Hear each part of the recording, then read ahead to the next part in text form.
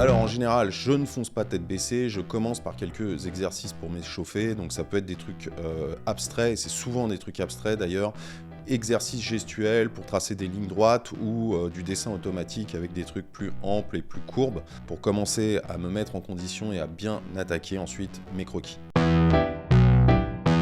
Alors, hélas, les sujets les moins sexy sont souvent les plus efficaces. Privilégiez des sujets simples, de préférence que vous avez devant le nez. Ça peut être une plante, une théière, un objet, ça peut être votre chat s'il bouge pas trop. Ou alors, si vous voulez bosser des trucs plus complexes, comme des personnages, par exemple une statuette que vous avez sur votre buffet ou une figurine Spider-Man que vous piquez à votre petit frère ou à votre fils. Et pour habituer votre œil à bien visualiser l'espace et dessiner un truc en volume dans de bonnes proportions, croyez-moi, c'est plus efficace que n'importe quelle photo.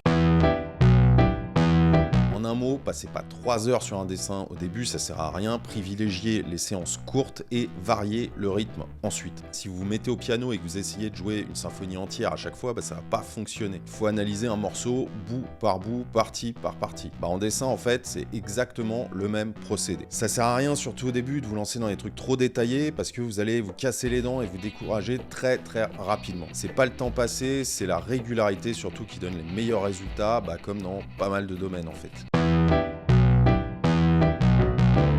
Alors ça, c'est hyper important quand on bosse seul chez soi, et vous êtes peut-être dans ce cas-là, on n'est pas toujours motivé. Quand la motivation baisse, justement, une petite dose de discipline, c'est pas mal de temps en temps. C'est pour ça que mettez en place un petit programme avec des trucs que vous aimez faire en vous calant 2-3 séances à l'avance. Ça aide vraiment à vous motiver. Pourquoi ? Parce que vous allez avoir une vision à l'avance de ce que vous allez faire, vous allez pouvoir vous projeter. Ça vous aide vraiment à vous motiver. Pourquoi ? Parce que c'est des petits objectifs à court terme. Vous avez une vision à l'avance de ce que vous allez travailler et ça vous aide justement à vous projeter dans le boulot. Alors si vous loupez une séance, même parce que vous avez la flemme, culpabilisez pas, ça sert à rien, mais ne l'annulez pas non plus et reportez-la.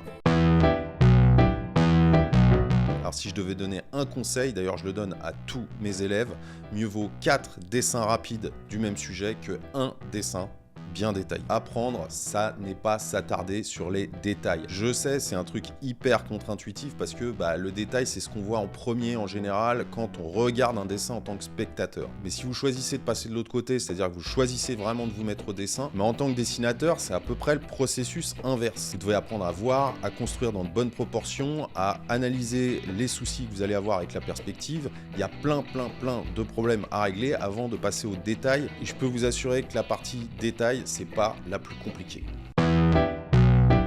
Mot de la fin, si vous êtes seul, vous voulez progresser en autodidacte, rendez-vous sur dessincreation.com. Je vous envoie en général pas mal de conseils dans des mails assez construits et vous avez plein de tutos et plein de ressources gratuites. Et mot de la fin, bon dessin, salut!